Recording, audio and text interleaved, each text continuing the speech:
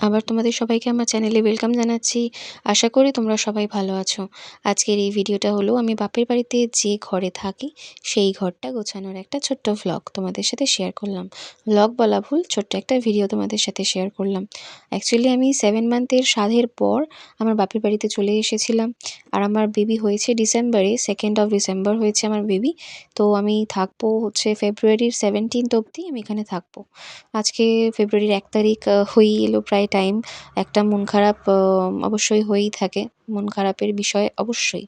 যারা এগুলো ফিল করো তারা অবশ্যই বুঝবে।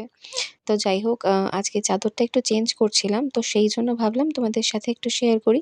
তাই জন্যই এই ভিডিও ক্রিয়েট করা। তো আমাদের মশারি কিন্তু ন্যাচারালি এরমভাবে টাঙানো হয়ে রাখে না। কারণ আমাদের বাপের বাড়িতে তো আমি কোনোদিনই দেখিনি এভাবে রাখতে। আমি শ্বশুরবাড়িতেও যার জন্য রাখি না। কারণ এভাবে ঠিক দেখতে ভালো লাগে না। মানে খাটের সাইডে এরম মশারি টাঙানো থাকলে। তো যাই হোক, এইটাতে কোনো কিছু করার নেই, অপশনস নেই।